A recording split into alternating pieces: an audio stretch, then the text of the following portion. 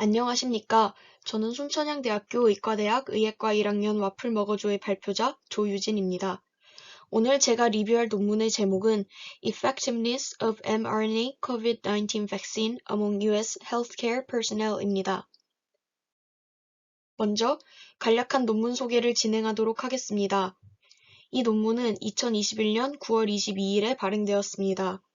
미국 매사추세츠 의학협회에서 발행하는 학술지인 New England Journal of Medicine에 실린 논문이며 91.245의 임팩트 팩터를 가지고 있습니다.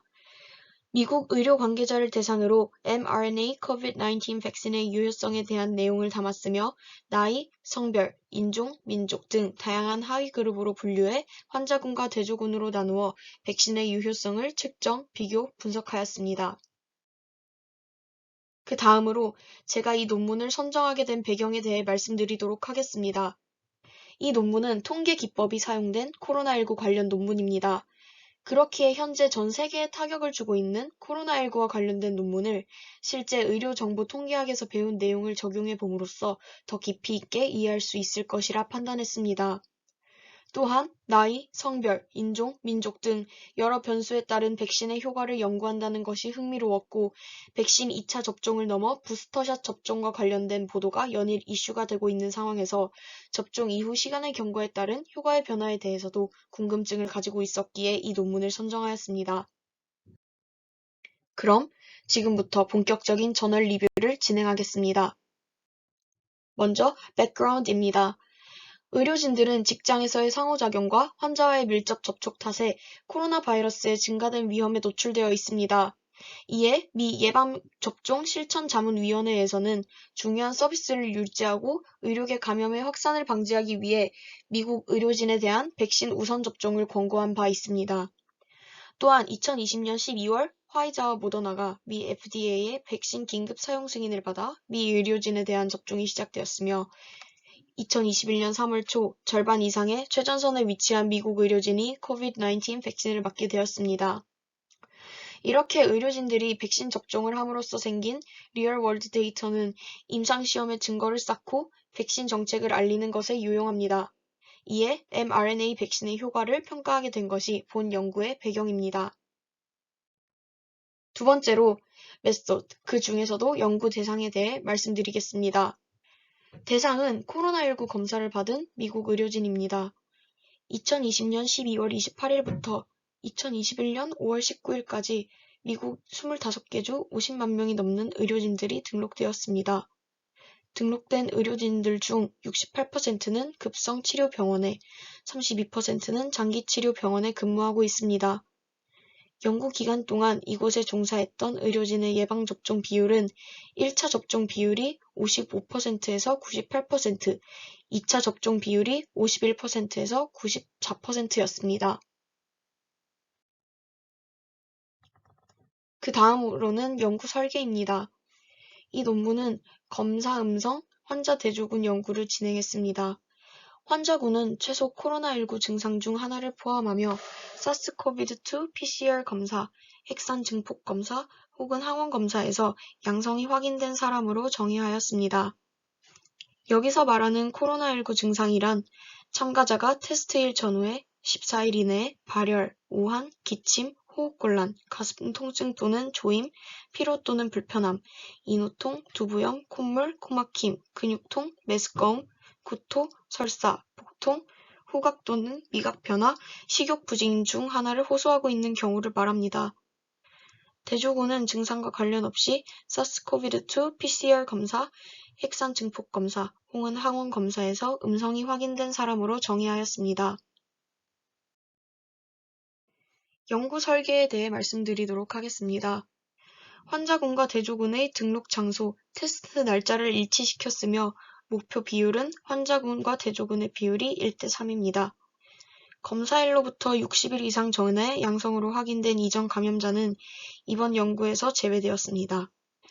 참가자의 인구 통계학적 특성, COVID-19 유사 질환 증상, 중증 코로나19와 관련된 기본 조건 및 위험 요인, 받은 의료에 대한 정보는 인터뷰 또는 참가자가 완료한 조사를 통해 수집되었습니다. 날짜, 검사 유형 결과를 포함한 사스코비드2 검사와 유사 질병 동안 추구된 의료에 대한 정보를 수집하기 위해 의료 기록을 검토하였습니다. COVID-19 백신 접종 날짜와 수령 제품에 대한 정보는 OHC 백신 카드, 주 등록부 또는 의료 기록에서 얻었습니다. 백신 접종 상태는 사스코비드2 검사일을 기준으로 결정되었습니다. 검사일에 백신을 접종하지 않았다면 백신을 접종하지 않은 것으로 간주했다는 것입니다. 1차 접종의 잠재적 초기 효과를 평가하기 위해 1차 접종 이후 0일부터 13일까지를 단일 접종의 효과가 기대되기 전의 시간으로 정의하였습니다. 그리고 이 간격을 0에서 9일까지 그리고 10일에서 13일까지로 나누어 각각의 효과를 측정하였습니다. 단일 접종의 효과는 1차 접종 후 14일부터 2차 접종 후 6일까지 측정하였으며 2차 접종 후 잠재적 초기 효과를 배제하기 위해 2차 접종 전 단일 백신 투여의 효과를 평가하고 민감도 분석을 실시하였습니다. 통계적 분석은 다음과 같습니다. 이 논문에서는 조건부 로지스틱 회귀 분석을 사용하였고 백신 효과에 대한 다변량 분석이 이루어졌습니다. 1에서 일치된 odds ratio 값을 뺀 뒤 100%를 곱한 값으로 백신의 효과를 나타내었습니다. 연령, 인종 및 민족 그룹, 기저질환 또는 COVID-19 중증 위험 요인, 마스크와 같은 보호장비 사용 등의 직장 행동, 인플루엔자 백신 접종 등을 잠재적 교란 요인으로 평가하였습니다. 이 각각의 변수를 백신 접종 상태에 포함시키고 10% 이상의 변화를 일으킨 변수를 유지하여 백신의 유효성을 측정하였습니다. 최종 모델에서는 연령, 인종, 민족, 기저질환 또는 COVID-19 중증 위험 요인, 그리고 직장 내외 코로나 환자와의 밀접 접촉을 조정하였습니다. 이 논문에서는 위에서 언급한 요인뿐 아니라 백신 제품에 따른 백신 효과와 2차 접종 2주 이후 백신 미접종 참가자와 비교한 백신 효과 저하 또한 평가하였습니다. 이러한 방법으로 진행된 연구의 result를 표를 살펴보며 말씀드리도록 하겠습니다. 먼저 테이블 1은 연구 대상자의 통계학적 특성을 나타낸 표입니다. 테이블 1과 2는 환자군과 대조군의 특성을 나타낸 표이고 테이블 3, 4, 그리고 피겨 1은 백신의 효과를 알려주는 통계입니다. 2020년 12월 28일부터 2021년 5월 19일까지 연구 기간 동안 참여 현장에서 총 18,650명의 의료 종사자가 검사를 받았으며 이 중 8,365명이 사스코비드2 양성 반응을 보였습니다. 양성 반응이 나온 1,482명의 참가자와 최소 1명의 COVID-19 유사 증상과 음성 반응이 나타난 3,449명이 등록되었습니다. 연령, 성별, 인종 및 민족 그룹, 교육 수준, 건강보험 등의 특성이 있음을 알 수 있습니다. 또한 빨간 네모로 표시한 것과 Standardized Difference를 보면 환자군과 대조군의 정확한 비교를 위해 앞서 말한 특성들을 가진 각 환자군과 대조군의 비율을 비슷한 수준으로 유지하였음을 확인했습니다. 테이블 2는 환자군과 대조군 의료진들의 직장 공동체 행동을 나타낸 표입니다. 빨간색 네모를 친 변수들은 Standardized Difference가 0.1이 넘어가는 변수들입니다. 병원 바깥에서 코로나19 환자와 밀접한 접촉이 있었던 환자군과 대조군 비율은 Standardized Difference가 0.5911로 가장 크게 나타났습니다. 환자군은 결국 코로나19 검사에서 양성 판정을 받은 사람들이고 병원 밖에서 코로나19 환자와의 밀접 접촉을 통해 대조군과 달리 감염되었기에 환자군이 된 사람들이므로 이런 비율에서 큰 차이가 생겼다고 추정할 수 있습니다. 이 외에도 병원 밖에서 다른 질환자와의 접촉이 있었던 사람, 직장 밖에서 코로나 환자의 노출, 무증상이지만 정기적인 검사, 유증상으로 인해 코로나 검사를 받은 사람의 변수가 공변량에서 유의미한 차이가 있는 것으로 나타났습니다. 테이블 3은 미 의료진 환자군과 대조군 사이 추정된 mRNA 백신의 효과를 나타낸 표입니다.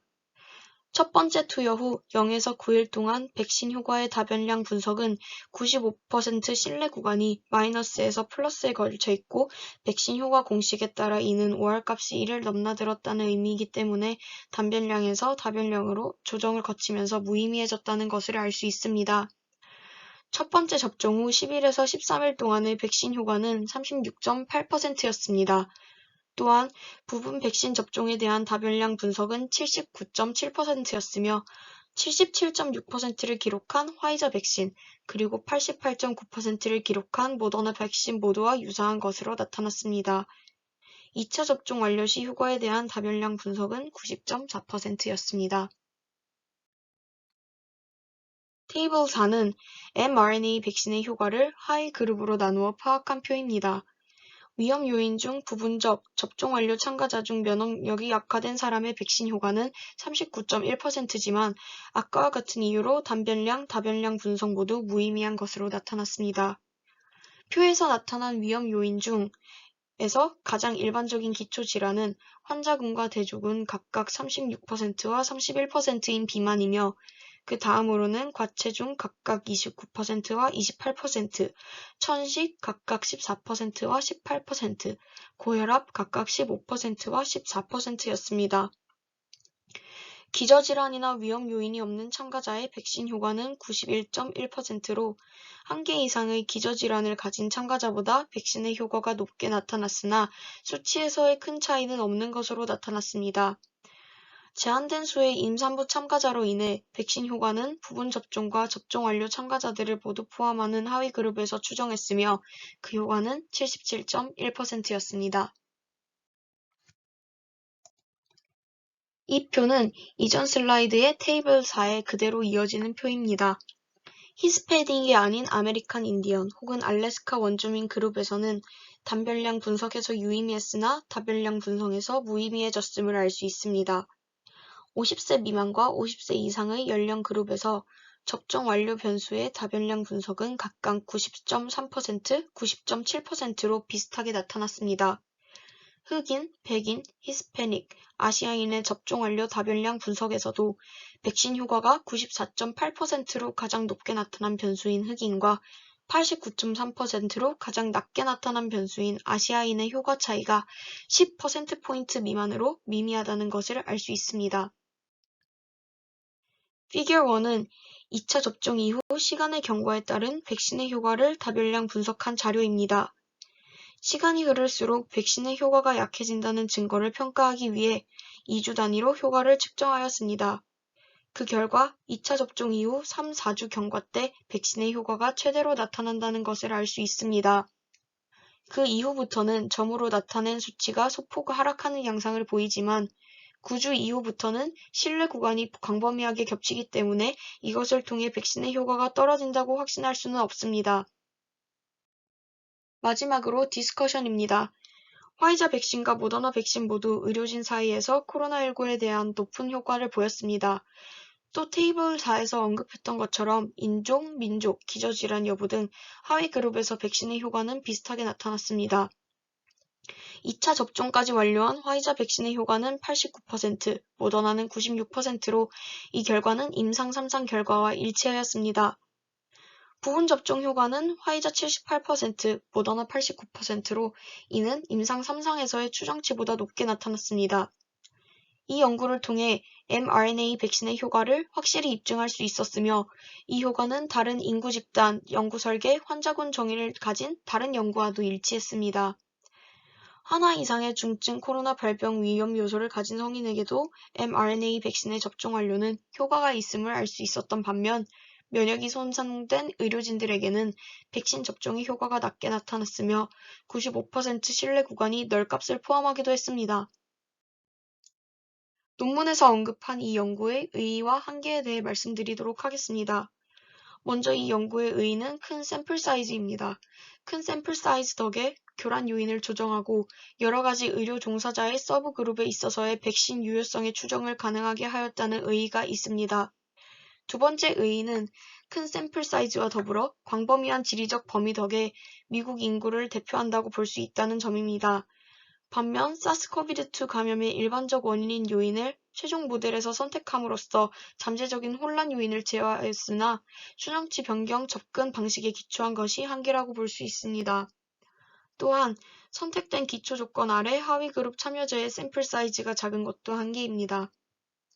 세 번째 한계는 이 연구에서 급성 사스코비드2 감염 병력이 있는 의료 종사자를 제외하였으나 과거 감염력이 불분명한 의료 종사자를 제외하지는 못했다는 점입니다.